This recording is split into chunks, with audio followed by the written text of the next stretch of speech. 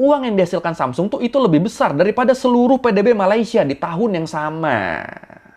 They can influence the decision making of the court, media, and the policy. Kalau sampai Samsung ngalamin krisis, satu negara Korsel juga tuh bakal jatuh ke dalam krisis. Kita bahas Korea-Koreaan lagi. Dulu kan kita udah pernah ngebahas tentang Chaebol ya, keluarga super kaya di Korsel yang megang perusahaan-perusahaan terbesar di sana. Bahkan saking kayanya, para Chaebol ini tuh sampai jadi punya pengaruh yang gede banget dalam perekonomian Korsel.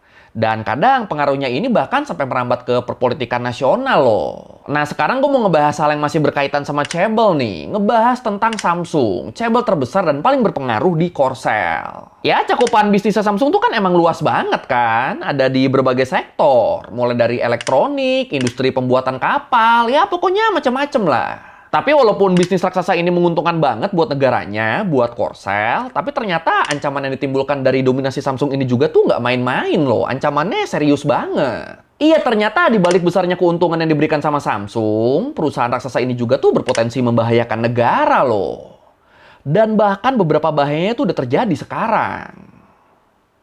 Wah. Tapi emang bahaya yang kayak gimana sih yang bakal ditimbulkan sama Samsung dan bakal seburuk apa nih efeknya buat Korsel kalau semua potensi bahayanya beneran kejadian? Ya udah kalau gitu, ayo langsung kita bahas bahaya dominasi Samsung di Korea Selatan di Learning by Googling.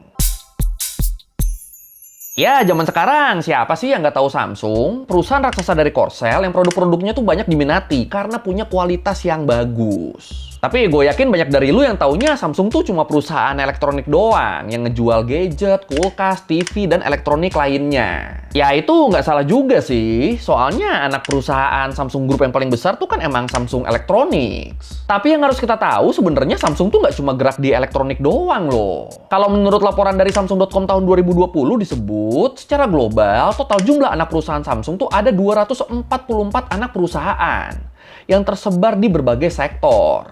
Termasuk di bidang elektronik, finance, marketing, manufaktur, kesehatan, konstruksi, media, hotel, dan ya masih banyak lagi lah. Di sana-sini ada Samsung pokoknya. Samsung is the world's most popular smartphone maker ahead of Huawei and Apple. But its smartphone business is only one part of the Samsung operation, which includes shipping and even construction. Samsung also makes TVs, washers, dryers, air conditioners, laptops, printers, fax machines, door lock. Dan perusahaan segede itu pastinya ngasilin uang yang nggak main-main juga dong gedenya. Nih, kalau menurut Statista di tahun 2022, sebanyak 61% PDB-nya Korsel tuh kan berasal dari 5 perusahaan Chaebol terbesar di sana ya. Dan kalau kita ngelihat kontribusi dari Samsung doang, setiap tahunnya sekitar 20% PDB Korsel tuh berasalnya dari sana. Bener-bener dari Samsung doang nih. Gila kan ini? Satu perusahaan raksasa milik satu keluarga doang loh, nyumbang 1/5 dari total PDB negara dengan perekonomian terbesar ke-13 di dunia. Atau yang di tahun 2025 ini udah naik jadi terbesar ke-12 di dunia. Dan Samsung. Terus kalau menurut Bro Miller Law Group disebut, kontribusi Samsung terhadap PDB Korsel di tahun 2024 kemarin tuh sebesar 23%. Yang kalau dihitung-hitung berarti uang yang dihasilkan Samsung tuh itu lebih besar daripada seluruh PDB Malaysia di tahun yang sama. Jadi bener-bener segede itu, Jir. Satu Chaebol doang loh ini loh, satu perusahaan milik keluarga doang. Tapi bisa ngasilin duit lebih banyak dari satu negara lain secara keseluruhan. Dan kalau menurut Brand Finance, besarnya nominal yang dihasilkan ini ngebikin Samsung jadi perusahaan dengan nilai merek tertinggi kelima di dunia. Jadi ya nggak salah kalau disebut Samsung udah sangat mendominasi Korsel, karena ya itu, 23% PDB negaranya loh berasal dari dia doang loh. Belum lagi ternyata ada banyak kan sektor bisnis yang juga disusupin sama anak perusahaannya Samsung. Yang ngebikin Samsung jadi dominan banget di berbagai sektor. Ngeri banget ya ternyata ya Samsung ya. 그러니까 한국의 경제 성장을 보면 가장 많이 성장한 때가 1970년대부터 시작해서 1990년대 초반까지고 전통적인 재벌들의 성장도 이때 많이 이루어진 것도 사실인 것 같아요. Tapi ya di luar potensi masalahnya harus diakuin keberadaan Samsung sampai jadi kayak sekarang tuh bener-bener keren loh. Apalagi kan dulunya kan perusahaan ini tuh bukan apa-apa. Emang awalnya gimana? Kalau menurut Livewire, Samsung tuh didirikan di tahun 1938 di kota Daegu oleh seorang pria berumur 28 tahun bernama Lee Byung-chul. Waktu itu awalnya Samsung tuh cuma toko kecil gitu doang yang ngejual ikan kering, sayuran, mie, dan barang-barang kecil lainnya. Tapi terus karena tokonya sukses, akhirnya Lee Byung-chul jadi memperluas bisnisnya ke ekspor produk-produk yang dihasilkan sama pabrik-pabrik di sekitar kota tempat dia tinggal. Jadi dia ngumpulin produk-produk lokal buat kemudian dia jual ke luar negeri. Dan ternyata ekspornya ini juga sukses banget nih. Nah tapi walaupun udah makin sukses, Lee Byung-chul nggak berhenti di situ tuh. Dia terus bergerak maju, memperluas bisnisnya. Dan akhirnya dalam waktu kurang dari 10 tahun sejak toko ikan keringnya dibuka pertama kali, Lee Byung-chul udah berhasil memperluas Samsung ke sektor-sektor lain. Kayak ke industri tekstil, asuransi, keamanan, sampai retail. Terus di tahun 60-an Samsung mulai tuh masuk ke industri elektronik. Dan di tahun 70-an mulai dia masuk ke industri berat yang disupport sama pemerintah Korsel waktu itu. Dan nggak butuh waktu lama, dengan sokongan dari pemerintah Korsel, industri beratnya Samsung langsung jadi salah satu yang terbaik di dunia. Jadi ya bener-bener sepesat itu ya perkembangannya ya. Cuma dalam 30 tahun, toko kecil yang tadinya cuma ngejual sayur sama ikan kering, tiba-tiba jadi punya usaha tekstil, elektronik, asuransi, bahkan sampai industri manufaktur berat. Yang langsung jadi salah satu industri berat terbesar di dunia waktu itu. Gila.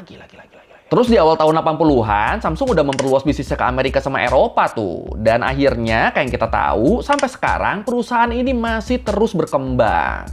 The name Samsung means 3 stars. The name was a reference to the Korean cultural understanding of a constellation about which Korean folklore tells the tale of a well-meaning dragon fighting against an evil one. Tapi ya, walaupun perkembangan dan kontribusi Samsung ini patut diapresiasi, tapi ternyata bisnisnya Samsung yang terlalu mendominasi ini jadi punya bahaya tersendiri terhadap Korsel, terhadap negara kelahirannya. Emang bahaya apa sih? Ini ada beberapa nih, bahayanya ada beberapa.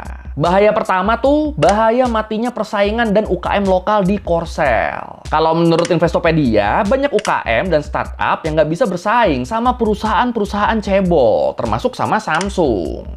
Dan akhirnya UKM-UKM ini mereka tuh pada nggak bisa berkembang dan pada bangkrut. Keburu kalah duluan mereka dari segala aspek, mulai dari modal, networking, nama brand, sampai harga.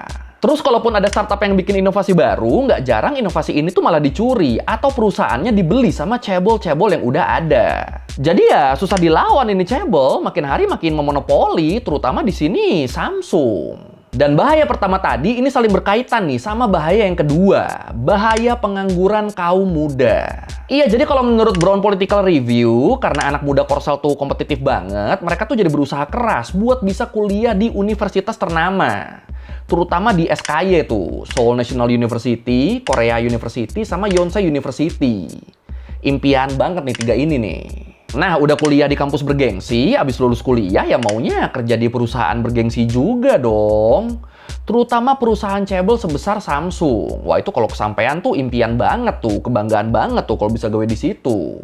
Nah, tapi kan masalahnya lapangan kerja yang disediain sama cebol kayak Samsung gitu tuh kan dikit ya, nggak sebanyak peminatnya. Jadi ya akhirnya yang diterima ya yang benar-benar berkualitas aja, dan kebanyakan adalah lulusan SKY tadi. Lulusan 3 universitas paling top di Korea tadi. Dan di sisi lain, UKM yang kurang bergengsi tuh itu malah nggak diminatin. Jarang banget tuh ada yang minat kerja atau ngebuka startupnya sendiri. Nih, kalau menurut survei pemerintah Korsel di tahun 2021, cuma 4% doang anak muda usia 13-34 tahun yang mau kerja di UKM. Sisanya 96%-nya pada nggak mau tuh. Apaan UKM? Samsung Group dong. Mindsetnya pada gitu.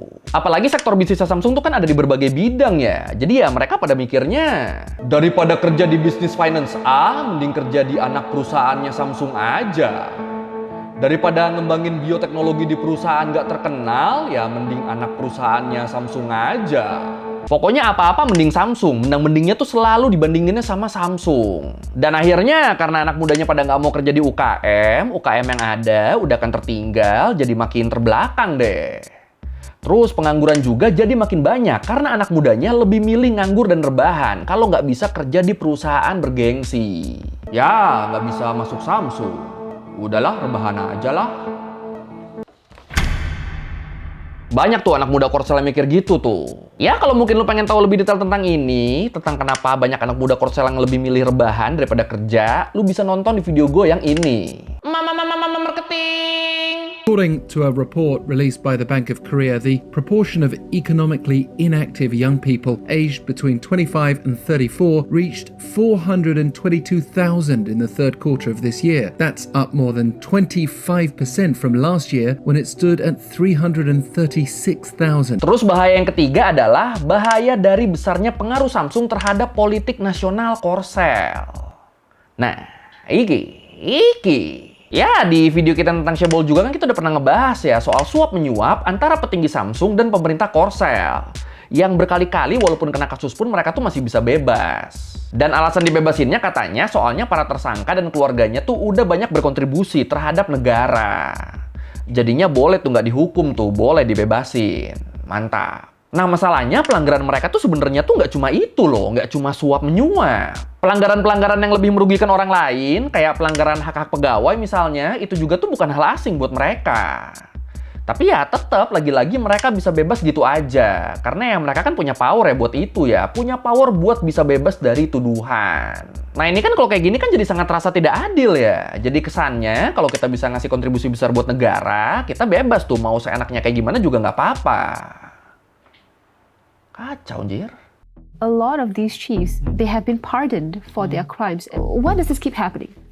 They can influence the decision making of the court, media, and the policy. It is called in Korea 3-5 rule. So that means whatever the crime it is, the family of the Korean Chaebol will be sentenced to the 3 years in prison with 5-year probation. Terus bahaya terakhir yang efeknya bakal parah banget nih kalau sampai kejadian adalah jatuhnya Samsung. Wah. Iya, kalau menurut Park Jugen, kepala di Leaders Index, badan riset yang berpusat di Seoul, dia bilang, kalau sampai Samsung ngalamin krisis, satu negara Korsel juga tuh bakal jatuh ke dalam krisis. Ya soalnya tadi kan, 23% GDP Korsel tuh kan berasalnya dari Samsung doang. Jadi ya kalau sampai ada apa-apa sama Samsung, ya pasti bakalan repot juga negaranya. Kayak misalnya kalau ada boykot produk Samsung besar-besaran di luar negeri, atau produk elektronik yang jadi penjualan utamanya kalah saing sama produk-produk Cina yang terus berkembang, atau karena alasan-alasan lainnya, yang kena efeknya juga tuh pasti bakal negaranya. Pasti bakal satu negara, nggak cuma Samsung doang. Terus kalau menurut Financial Times, kalau sampai terjadi krisis moneter yang saking parahnya sampai berefek ke para Chaebol, pemerintah Korea tuh pasti bakal memprioritaskan pemulihan ekonominya ke para Chaebol dulu. Khususnya di sini Samsung, yang paling berharga, yang paling banyak nyumbang cuan selama ini. Sementara perusahaan-perusahaan lain, apalagi yang non-Chaebol, itu pasti bakal dipinggirkan tuh. Bakal, nanti dulu lah yang inilah, nggak penting. Pasti bakal gitu, nggak mungkin mereka yang diutamain. Dan nantinya walaupun mungkin Samsung bisa bangkit lagi setelah krisis, bisa naikin perekonomian lagi, tapi tetap aja perusahaan-perusahaan non-Chaebol tuh udah keburu bangkrut duluan. Jadi kebayang kan kalau sampai kejadian kan, udah kan UKM sama startup jarang banget muncul dan bertahan, sekalinya krisis malah kurang diperhatiin. Ya makin susah bersaing lah kalau kayak gini, makin mati yang ada UKM-nya, makin bergantung lagi pemerintah sama Samsung dan Chaebol-Chaebol lainnya. Tapi ya di sisi lain kalau sampai kejadian kayak gini, gue ngerti juga sih dilema pemerintahnya. Ya mereka juga pasti mikirnya, daripada nyelamatin UKM-UKM yang kalaupun udah diselamatin belum tentu bisa ngangkat perekonomian negara, mending nyelamatin yang pasti kan, mending utamain yang gede-gede dulu. Jadi ya emang dilematis sih, dan ini bisa sampai jadi kayak gini ya soalnya ketergantungan pemerintah Korea sama Chaebol-Chaebol mereka tuh udah terlalu lama. Makanya ya harusnya sebelum kejadian kayak gini mereka mulai tuh merhatiin UKM-UKM. Harusnya begitu. Harusnya. Nah makanya terkait isu ini, kalau menurut East Asia Forum, sebenarnya pemerintah Korsel tuh udah ngupayain supaya Chaebol tuh nggak terlalu mendominasi. Ya soalnya mereka juga sadar sama bahayanya, sadar sama krisis yang mungkin akan terjadi. Apalagi kan sebenarnya krisis nasional yang disebabkan sama Chaebol tuh udah pernah terjadi di tahun 1997. Di mana waktu itu perusahaan-perusahaan kayak Samsung, Hyundai, LG, dan lainnya, mereka tuh pada minjem utang berlebihan dan ngelakuin investasi agresif yang kurang perhitungan. Yang efeknya satu negara tuh jadi krisis ekonomi. Dan waktu itu efeknya tuh PHK jadi di mana-mana, nilai won jatuh sampai 50%, terus inflasi, ya parah banget lah pokoknya. Dan waktu itu akhirnya IMF mau ngebantu ngasih pinjaman buat ngatasin krisis dengan syarat pemerintah Korsel harus mereformasi tata kelola Chaebol supaya ekonomi negara nggak terlalu bergantung sama mereka. Tapi walaupun dari situ peraturannya udah keluar, walaupun kebebasan dan fleksibilitas pasar udah dijamin dan udah dibikin berbagai insentif khusus UKM juga, tapi tetap aja di masyarakatnya sendiri udah nempel tuh mindset kalau kerja di UKM tuh nggak oke, kerja di UKM tuh nggak ada gengsinya, barang UKM tuh nggak terkenal, jadi pasti nggak bagus. Yang bagus cuma barang-barang cebol, yang bergengsi cuma kerja di cebol. Jadi ya kalau udah begini kan susah ya.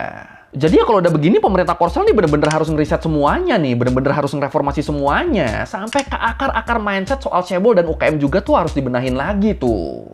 Ya supaya bahaya-bahaya yang udah terjadi itu efeknya bisa diminimalisir dan yang belum terjadi bisa dicegah efek buruknya. Tapi kalau menurut lu gimana nih? Kalau Samsung sampai beneran jatuh, Korsel bakal ikutan jatuh juga atau masih aman-aman aja? Yang mana nih? Silakan komen. Civil reform of Korea is necessary for Korea to move into that direction in the future. In the next 5 years, do you see that happening? That is a big question and it depends on the political situation, but for now I'm not optimistic. Oke, sekian Learning kali ini tentang bahaya dominasi Samsung di Korsel. Ya, walaupun mereka ngasih cuan yang banyak banget ya, tapi ternyata resikonya juga makin hari jadi makin gede nih. Ya, emang ngeri sih ya, bahaya terlalu ketergantungan sama sesuatu atau seseorang atau satu pihak tuh ya. Aduh. Ya, kalau merevisi gue udah salah, kalau mau nanya atau mau video, bisa tulis di komen, kita diskusi biasa. Sekali lagi, thank you dan jangan lupa like, comment, subscribe. Bye.